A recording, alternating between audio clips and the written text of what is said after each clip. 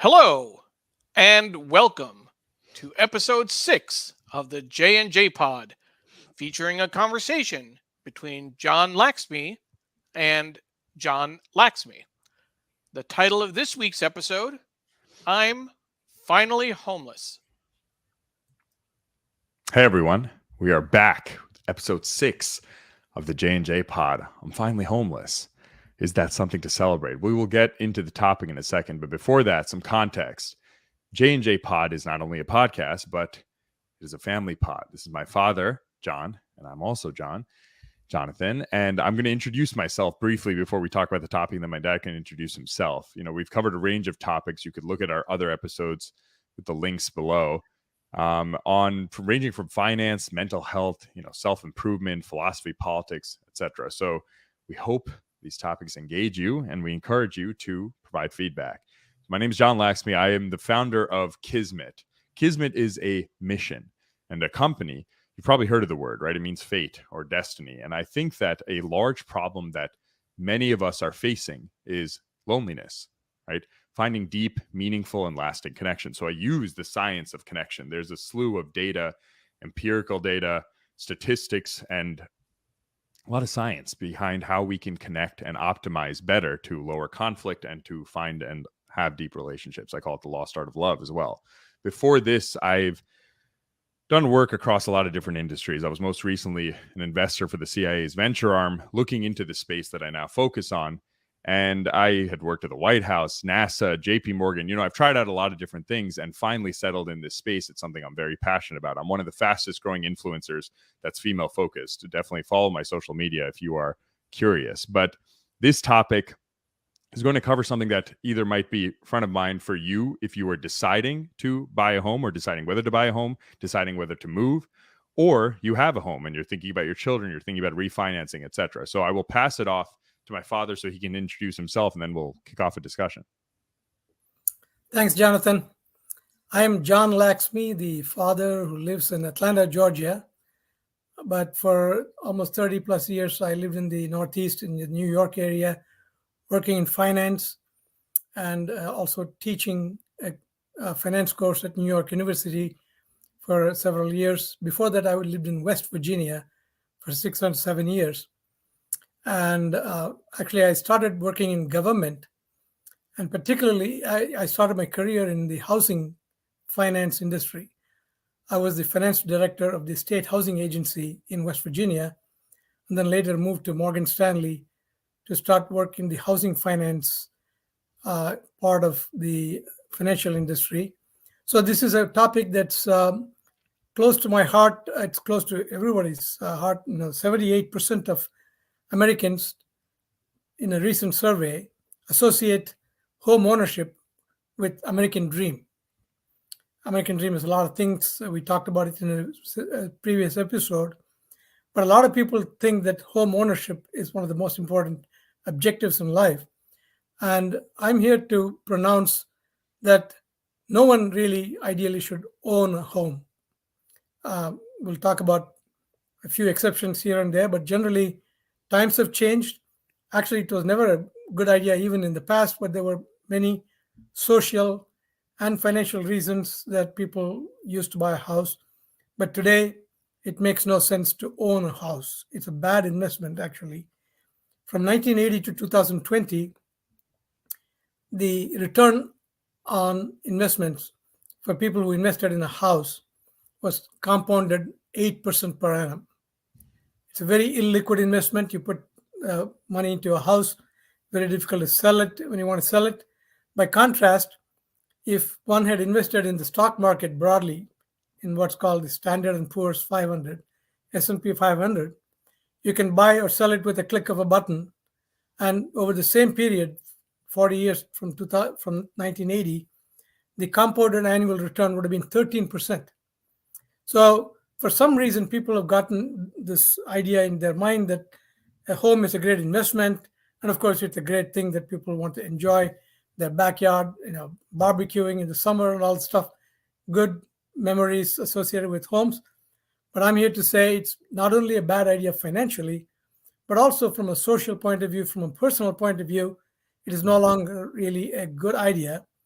And Okay. we'll start it with Well, let me start by asking you this, right? So I think that's a definitely a contrarian notion, and I think we covered some of this in the last episode about the American dream. But I want to know. So people may have, in a survey, people might say 78%. Oh, we associate this with the American dream, right? A lot of people may say things like, "I want to have kids, I want to be in a relationship," and a lot of people are not in those relationships, right? So I want to know, when it comes to first the lay of the land, right? The reality, the status quo, what is happening in terms of either across demographics or generations, or are people purchasing homes in an increasing fashion? Are people doing it less? What is the current state of affairs now relative to how things were prior? well, currently about 65% of Americans own their own homes. Okay. And that's actually one of the highest percentages in the world. Most other countries, home ownership is much less than 65%. And it started as a conscious policy after the World War. Our soldiers returned home and formed families. They got married. And right then, coincidentally, the cost of building a house also began to come down because we started manufacturing fabricated parts to build a house. And it was easier to build a house, and cost came down. And the government also pushed a very low cost financial method of people to buy a house. People cannot put down $100,000 or more that it took to buy a house. Even then, the government came up with a program, and we are one of the few countries which has specialized financial institutions called savings and loan associations, local banks, which provide 30-year loans. Very few other countries have 30-year mortgage loans available for people to buy a home. At that time, in the 40s, home ownership was only about 45%, 50%. It steadily kept on increasing as the government said it's a good idea. People started going away from rented places to homes. There are some good reasons to do that. If you own your own house, you're likely to take better care of your house and your neighborhood. When you rent a car, do you wash the car before returning it? You don't. Right? So there are sociologically good reasons for promoting home ownership, but we really pushed it hard. We said, you got to do this. Is it still increasing? Would you say it's still increasing now? Is that the same message? Yeah, it's still being pushed. The federal government came up with a number of agencies, the Federal Housing Agency, Fannie Mae, Federal National Mortgage Association, all of those that became famous about 10 years ago during the housing crisis. Every state in the United States has a government state housing agency providing low interest rate home loans for people to buy homes. And the banks make a fee. When they make a loan, they make a good fee, and it's one of the easy loans to make. You get an appraisal and make a housing loan.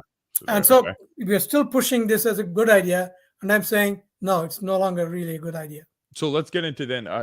So let's say we're starting from there in terms of some of the brass tacks, right? What is let's just use America for an example, right? What is the average price of a home around? Well, today the median price is around $420,000. 420. Okay. And then after, given that, what is typically the equity or the upfront down payment required? What percentage of that? Yeah. Today, you got to put down about 20%. That's about $180,000. Okay, yeah. 100,000, right? So I know this problem also when it comes to rent, and obviously the rental market in the coast, I'm in New York.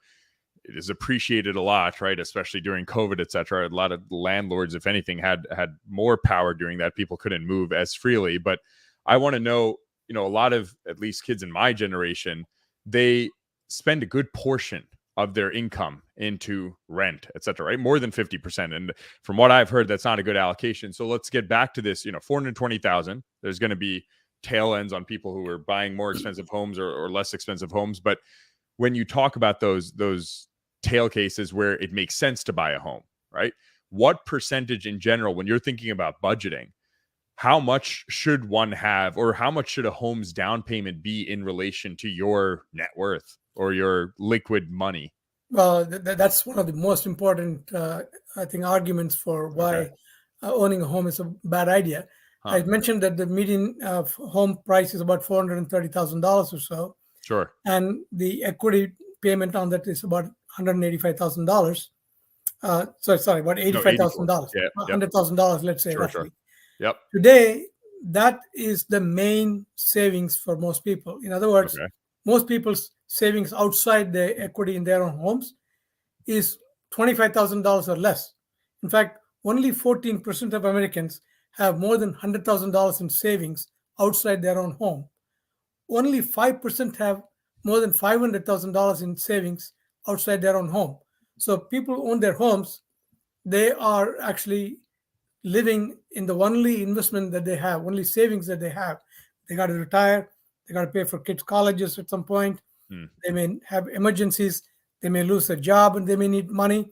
And All of moreover, this, I mean, the price of these homes I think a lot of people have this notion that you buy a home and it's an investment, right? It's going to appreciate in value. If I have to pay rent, I'm just paying it to some landlord and it's just a sunk cost. It goes away. But if I'm spending into my own asset, at least I own it, right? Where's the illusion around that, right? Because in reality, when you pay rent, you're paying a mortgage, right? You're paying something. And it's not that when you sell the house, it's necessarily going to sell for more and you're going to make some capital. So what is the reality around that, right? most Financially. people, yeah, I think that's a very simplistic comparison to say Sure. what is the rent and what's the mortgage payment. Yeah. Because once mortgage payment is not the only expense that homeowners have, Sure. it's the main expense, of course. But once you own your own property, you have to pay property taxes to the local county. Yeah. You have to pay insurance to insure the house. Otherwise, the lender won't lend money to you. Sure. And then you got to periodically repair your own house. If you're renting it, that's the responsibility of the landlord. Sure. And then most people who own their homes tend to spend more money on their home in terms of furniture, in terms of making home improvements.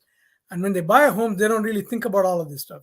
Okay. So on average, most people end up spending way too much after they own the house than they would rent, which means that they could actually afford to rent a larger apartment.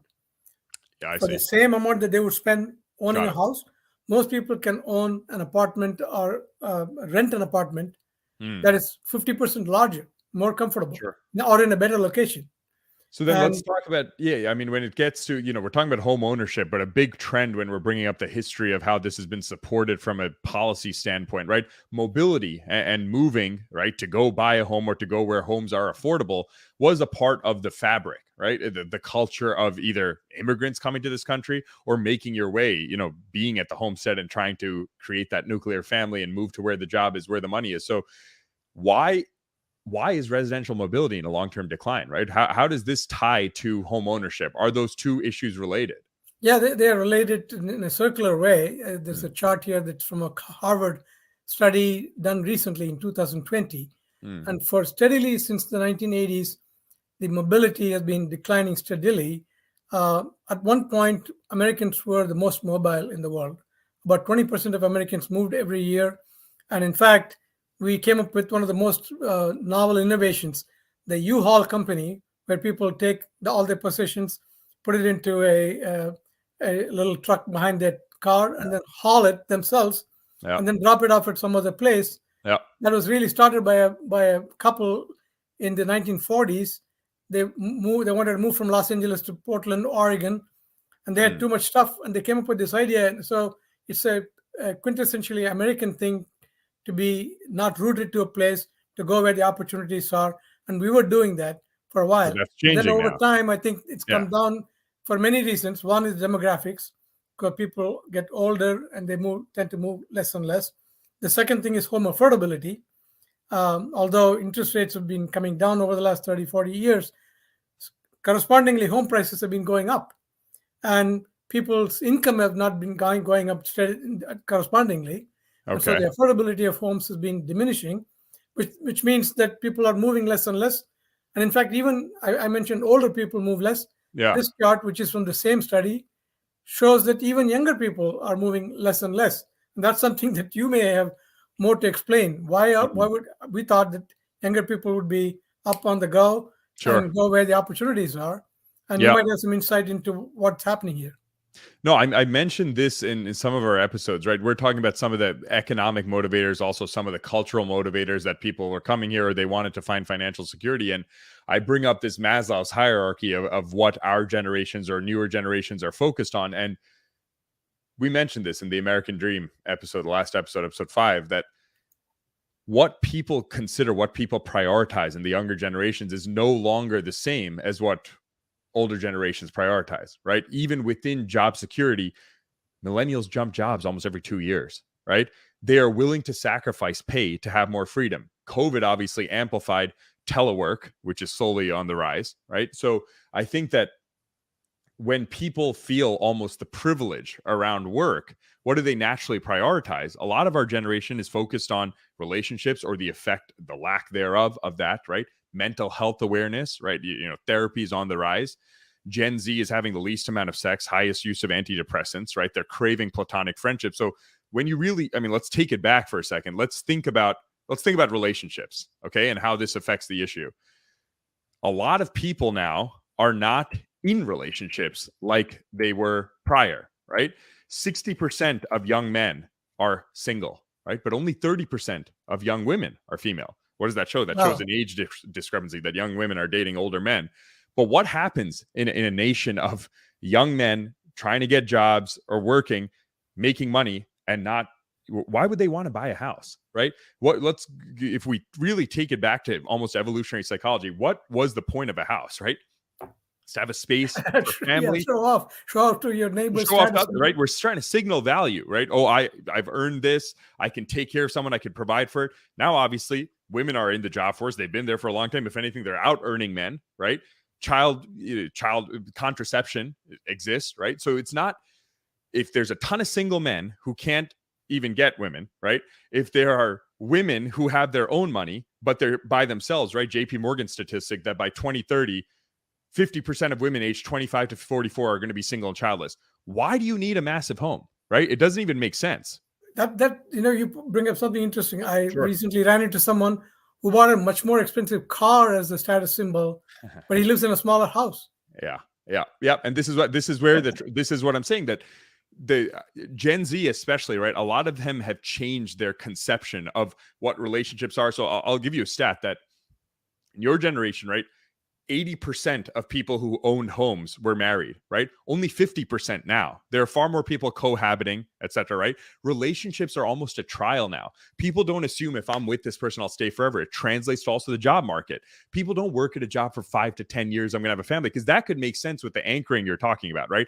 I'm going to be in one location. I'm going to stay here and build a career in this town. Now it's, I have telework. If I'm going to cohabit with this girl and I don't know if it's going to work out, or with this guy, we then have to move somewhere else and both have to find jobs, right? It becomes even tougher. So they found that 60% of young adults now, right, live within 10 miles of their hometown. 80% live within 100 miles, right? So the exploration and kind of that almost imperialistic conquering attitude that we will, right, the gold rush, etc., that fabric has changed to almost more of an Eastern philosophy of we're working on our inner self, right? Shadow work, etc. So to me, it looks like a couch potato syndrome, really. Right. I know, but from your view, it's like that, right? You might say so. Whereas from our view, we'd say, okay, but your generation doesn't necessarily didn't have to do the inner work, right, to understand themselves. It was more functional, that you wanted to have a stable job, you wanted to have a partner that was enough, right? And we're like, hey, there's somewhat of a privilege where we can do that inner work. But the reality, you're right, that there is this couch potato syndrome in the sense that we're all on our phones. And I think that a lot of people in my generation and younger, you're seeing the symptoms of that disease in the sense that why is Gen Z living at home more comfortably, right? I think it's something like 50% of young adults, look at this, live with their parents. Now, when you really think about that, who's probably dealing with the negative of that? You would think that the kids are upset about it, etc. I think it's a symptom where that is their form of getting connection and community, alongside finances being less of a priority for them. But I'm saying that if you are living at home, and a lot of Gen Z now doesn't want to use dating apps, etc., right? You're not going to have kids with your parents, right? Are you hanging out with some people locally? 50% of Gen Z says they don't want to meet someone on an app. They want to meet someone organically. So when I think of mobility as it ties to, housing, they're not so dissimilar, right? In the sense that housing is an anchor point. Mobility occurs when you're going for an anchor point, right? And I think a lot of these people don't have an anchor within themselves. So I would want to know for you, what is the prescription around mobility? When does it make sense to be mobile? When does it make sense to buy a home? How about that? Well, in order to be mobile, you cannot own a home because it's an anchor around you. Sure. And then when you are mobile, I think you're more likely to not only be able to find the kind of jobs that satisfy you, okay, even if you're not after the most high-paying jobs, even sure, to get the most satisfying jobs. It's not necessarily going to be in the town you grew up in. You got to go Sure. and find where it is. Sure. And then it also expands people's horizon when they get out of their place where they grew up, go to Okay. other towns, see what other parts of the country are like, or even Hmm. the world is like, find the place that they like, find their partner, find a career. And then when you have all of this, and this may be when you're in your 40s, it's okay. And when you don't have all your savings having to be plunked down into this brick and mortar as an illiquid asset, roughly speaking, I would say, Sure. as a rule of thumb, if you have to put $100,000 as a down payment in your house, you should have at least 3 to 4 times that outside in your 401k savings or other types of savings Yep. for your retirement, for your kids' college, or for Okay. you to take a break from your career and all of this. And I'm just wondering, whether if your generation doesn't even get out Yeah. of the parents' place, Yeah. are you even going to be buying the homes that people are building? This week, actually, I saw on CNBC, Sure. very prominent anchor Jim Cramer was saying that the housing starts are not enough in the house in our country, because he said all these kids are in living with parents. There's a pent-up demand for housing.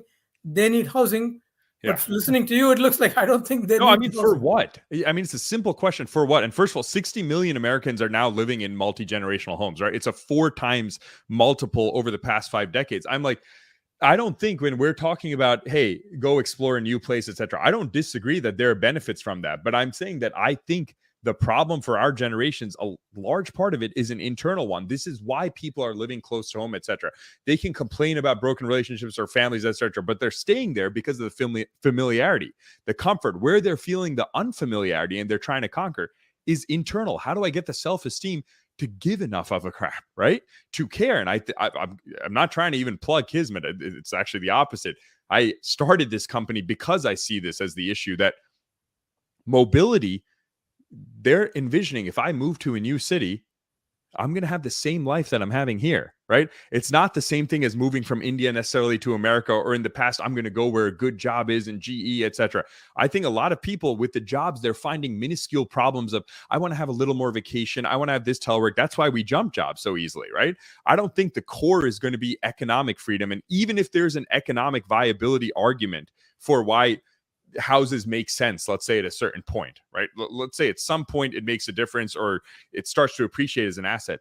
I think it's only going to separate us further from each other. I think that it is important to think about the major reason. I think a lot of people, no one would want to go and buy a home if you're going to be in the middle of, right, Alaska, and you can't talk to anyone there, even if you have a great job. So I think that it's very important to think of mobility, housing, and relationships and economics as a multivariate equation versus seeing it as, I need to get a home. True. I need to move for When a you job. put that together that way, I'll tell you, there's one more warning than Okay. one more big warning than I'm issuing to Okay. all of us, to the whole country. There's going to be a big intergenerational transfer of not only wealth between the earlier generation, or the baby boom generation, and the next generation, Yeah. but also much of it is in the form of houses, large houses, McMansions. Sure. In the last 20 years, more and more people built larger houses with 3 bedrooms and 4 bathrooms and 3 car garages and so on. Sure. Your generation is not going to need it. A lot of these houses, I'm afraid, are going to have to be torn down. Where will that value go? Where do you think, let's say the person who owns that, the title or the deeds transferred to you're saying that'll just depreciate as an asset to basically, or the banks will collect them, or what will they do with that income, that incoming income almost? Well, there's no incoming income.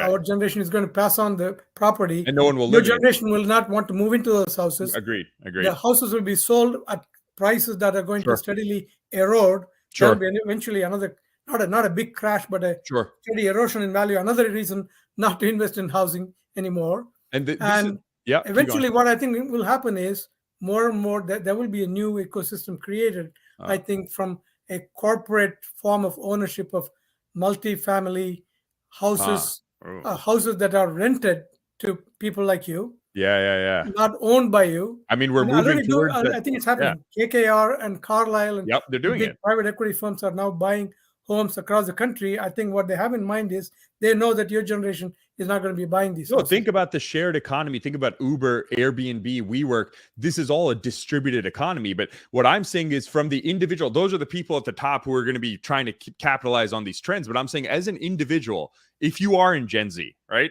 If you are a millennial and you're saying your mental health is a priority and you are subconsciously living in your town because you just want some freedom for work and you're staying close to your therapist or your family, etc., right? If your mental health is your priority, if you are not, let's even say you're allowed to be a couch potato because you're changing your life from the providence of technology, right? You're meeting tons of people, but the majority of people, Gen Z, they don't want to use dating apps. They're saying they want to meet people opportunistically through Kismet, right? Through Meet Cute. And I'm like, if that's the case, then choose where to live based on your values. That doesn't mean go to New York because the smartest men are here or the most nice, beautiful women are here. None of that. If your values are, I want someone where the school district teaches this, I like farms, etc., move to Kansas then so you can operate on that those values, right? Or optimize for yourself digitally. But if you are not trying to optimize for yourself digitally, if you're expecting real life and you're just living close to home, you're not going to wake up at 40. You're not going to have a home. You're not going to be moving. You're still going to be with your parents. And that's really not going to feel good. So I'm saying, and we live in an age where we are renting we are leasing our cars. Yeah. We are leasing space on the cloud, but we want to own our homes. That doesn't make any sense to me. No, I agree. So I'm like, if you want to own, don't lease out your mental health or also. When we take care of all this, we will be able to take care of the really homeless people who are on the streets. I think that they need help. Most of us can rent and live happily. I agree. I think that I think when we will wrap up on that, essentially, that I think that's a great point, right? Ownership in these categories don't make sense. Ownership over your life, over being fiscally responsible, and over your relationships and mental health. That's what makes sense. Don't rent out your mental health. Don't rent out your relationships, and don't rent out your wallet, right? Exactly. Yeah. We'll catch you on the next episode. Thanks, Dad. Thank you.